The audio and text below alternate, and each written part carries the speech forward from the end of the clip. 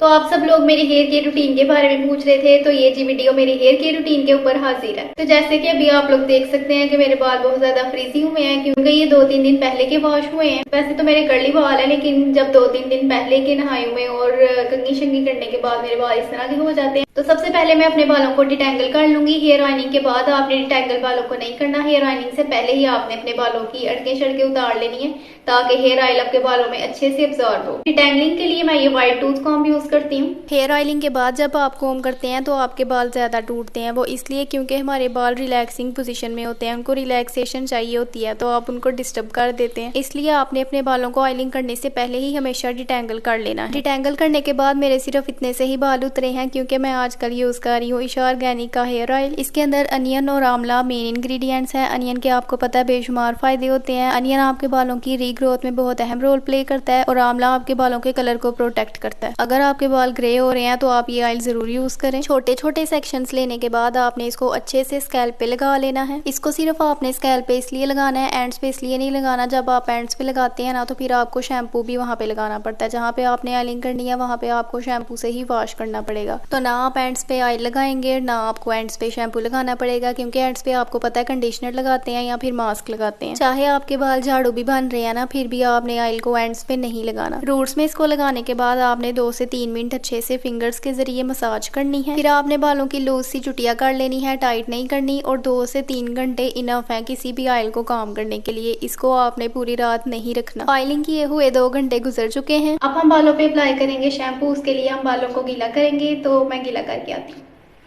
बालों को गीला करने के बाद मैं ईशा ऑर्गेनिक का ही शैम्पू यूज़ करूंगी, क्योंकि सबसे अच्छी बात इसकी ये है कि ये सल्फेट और पैराबिन फ्री है।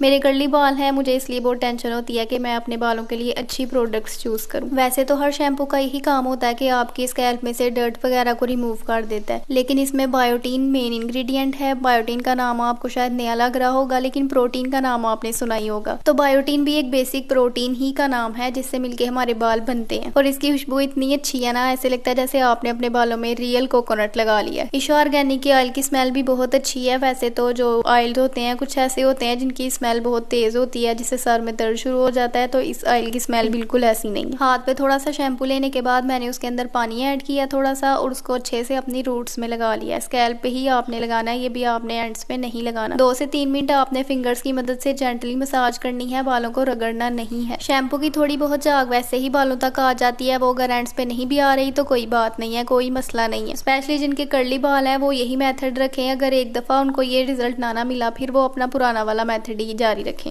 शैम्पू के बाद मैंने बालों को अच्छे से धो लिया और उसके बाद मैंने करनी है कॉम्ब। चकराने की आपको बिल्कुल ज़रूरत नहीं है। स्ट्रेट अगर आपके बाल हैं तो आप सूखने के बाद अपने बालों को डिटेंगल कर लें, लेकिन कर्ली बालों के लिए स्पेशली यही है कि उन्होंने गीले बालों में ही अपने बालों को डिटेंगल कर लेना है। ऑयलिंग से पहले अगर आपने किया होगा तो यहाँ पे आपको कम ही करने की ज़रूरत पड़ेगी, लेकिन जितनी भी करेगी आपने करना है, यहाँ पे ही अपने बालों को डिटेंगल कर लेना है। कॉम्ब करने के बाद मेरे बाल ड्राई हो गए थे, तो इसलिए मैंने उसको दोबारा हल्का हल्का गीला कर लिया, लेकिन इतना गीला नहीं करना कि उसके अंदर से पानी टपक रहा हो, वरना आगे सारा मास्क जो है वो पानी में ही बह जाएगा। यहाँ पे अब मैं ईशा ऑर्गेनिक का ही हेयर मास्क यूज कर रही हूँ। कर्ली बालों में बाकी सारे हेयर टाइप्स की निस्बत ज्यादा फ्रीजीनेस होती है, इसलिए ये आपके बालों पे एक मैजिक का काम करेगा। ये आपके बालों को इतना सॉफ्ट कर देता है ना, जैसे आपके बालों में कभी फ्रीजीनेस है ही नहीं थी। जिनके कर्ली बाल हैं उन्होंने इसको एज अ हेयर क्रीम ही लगाना है, यानी कि आपने इसको लगाने के बाद वॉश नहीं करना। इतनी सी क्वांटिटी आपके 2 बड़े बड़े सेक्शंस पे लग जाती है, जैसे मैं अभी आपको लगा के दिखाऊंगी।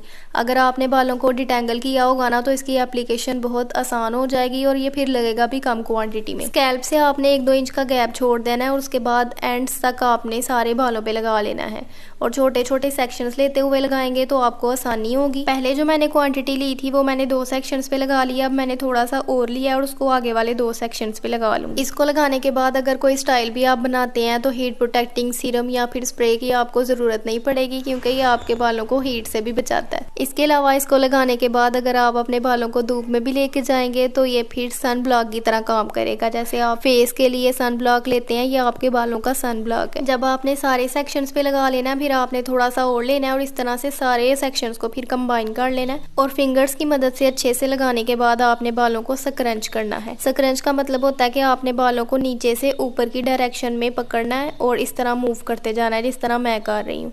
इससे क्या होता है, आपके बालों के कर्ल की शेप आ जाती है। वैसे तो ये मास्क कर्लिंग जेल नहीं है और ना ही कर्ल क्रीम है, लेकिन फिर भी इसने मेरे बालों को बहुत अच्छा कर्ल को स्टे करने में हेल्प की थी। जिनके